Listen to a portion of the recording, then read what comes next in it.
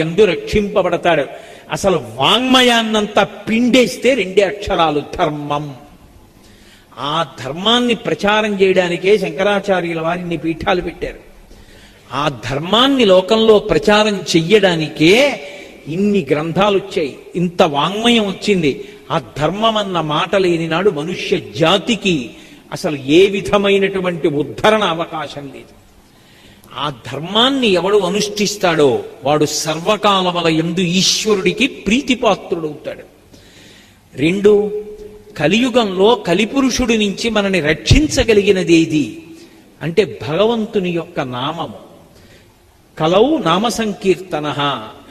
భగవన్నామాన్ని పలకడం నోటికి అలవాటైందనుకోండి, అస్తమానం భగవన్నామం ఏదో ఒకటి అనుకుంటూ ఉంటాడనుకోండి, ఆ నామము చాలు రక్షించేస్తుంది.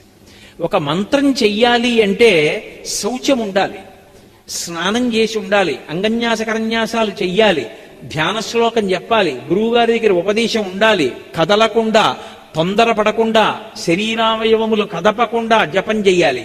భగవన్నామం చెప్పడానికి నువ్వు ఏ స్థితిలో ఉన్నావన్న దాంతో సంబంధం లేదు. ద్రౌపదీదేవి ఏకవస్త్రయై రజస్వలా దోషంతో భగవన్నామం పిలిచింది. రాలా ఈశ్వరుడు రక్షించలా? గజేంద్రుడు చచ్చిపోయే ముందు నీటిలో ఉండగా మొసలి వచ్చి పట్టుకుంటే ఇక ప్రాణం పోతోందన్నప్పుడు పిలిచాడు. అది కూడా అర్థమయ్యేటట్టు కూడా పిలవాల. కనీసం అయ్యా మీరు రెండని చెప్పి పిలవడానికి 33 కోట్ల మంది దేవతలు లేచి నించున్నారు, అసలు ఎవండి పిలుస్తున్నాడు రా అని అడిగారు. ఏమో అర్థం కాలేదని కూర్చున్నారు.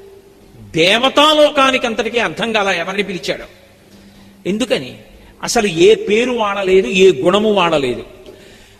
వ్యాసుల వారు మూలంలో తస్మై నమ పరేశాయ బ్రహ్మణే నంత శక్తయే రూపజోరు రూపాయ నమ ఆశ్చర్యకర్మణి నమ శాంతాయ ఘోరాయ మూఢాయ గుణధర్మిణే నిర్విశేషాయ సాంధ్యాయ నమో జ్ఞానఘనాయ చ క్షేత్రజ్ఞాయ నమస్తుభ్యం మహాధ్యక్ష సాక్షిణే పురుషాయాత్మమూలాయ మూల ప్రకృతయే నమః సోహం విశ్వసృజం విశ్వమవిశ్వం విశ్వవేదసం విశ్వాత్మానం పరం బ్రహ్మ ప్రణతోస్మి పరమం పదం యోగరంధిత కర్మాణో హృదియోగ విభావతే యోగినోయం ప్రపశ్యంతి యోగీశం తం నతోస్పృహం నమో నమస్తే కిల కారణాయ నిష్కారణాయ అద్భుత కారణాయ సర్వాగమన్నాయ మహర్ణవాయ నమోపవర్గాయ పరాయణాయ.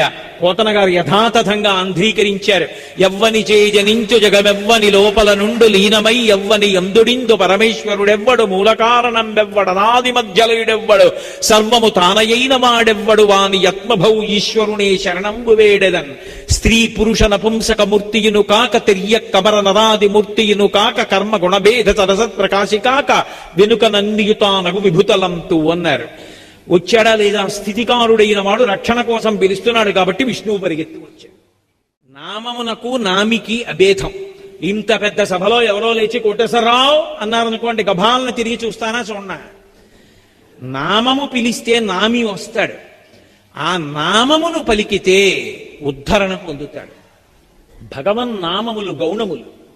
నాకు పేరు ఎందుకు పెట్టారంటే లౌకిక నామం అంటారు. పేరు రాసేటప్పుడు తల్లిదండ్రులు వీడిని గుర్తుపట్టడానికి ఓ పేరు పెట్టి పిలిస్తే వీడికి పలకడం అలవాటవాలని పేరెడతారు. భగవంతుడికి ఎందుకు అన్ని పేర్లు? అన్ని పేర్లు భగవంతుడికి అవసరం. ఏదో ఒక పేరు ఉంటే సరిపోదా? పేరు పెట్టి అందరం పిలుస్తాం, గొడవ వదిలిపోతుందిగా? కాదు, అవి గౌణములు. అంటే భగవంతుడు ఒక్కొక్క గుణాన్ని ఆవిష్కరించినప్పుడు ఒక్కొక్క నామాన్ని పొందాడు. అందుకే నామాలకి వ్యాఖ్యానాలు వచ్చాయి. శంకరాచార్యుల వారు విష్ణు సహస్రనామ స్తోత్రానికి భాష్యం ఇచ్చారంటే, భాస్కరాచార్యుల వారు మహానుభావుడు మనకి భాస్కరరాయుల వారు లలితా సహస్రనామ స్తోత్రానికి వ్యాఖ్యానం ఇచ్చారంటే అవి కేవలము నామములు కావు. నామముల వెనక ఎంతో వ్యాఖ్యానం ఉంటుంది.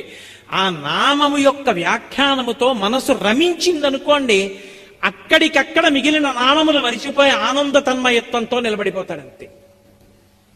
మీకు నేను ఒక ఉదాహరణ చెప్పాలంటే, అసలు విష్ణు సహస్రనామ స్తోత్రంలో మొదటిది ఒకటే నామం, మిగిలిన 999 వ్యాఖ్యానాలు. విశ్వం అన్నాను అనుకోండి, చాలా ఒక్క నామాన్ని పరవశించిపోవడానికి. హరిమయము విశ్వాంతయు హరి విశ్వమయుండు హరిమయము కాని ద్రవ్యము పరమాణువు లేదు వంశపావన వింటే అంటాడు సుఖబ్రహ్మ పరీక్షిత్తుతో. ఉన్నది విష్ణు ఒక్కడే. నామరూపాలుగా మాయగా జగత్ ఏర్పడింది. ఒక్కొక్క నామం చెప్తూ ఉంటే మనసు అక్కడ ఉండిపోయిందనుకోండి, సమాధిలోకి వెళ్ళిపోతాడంతే.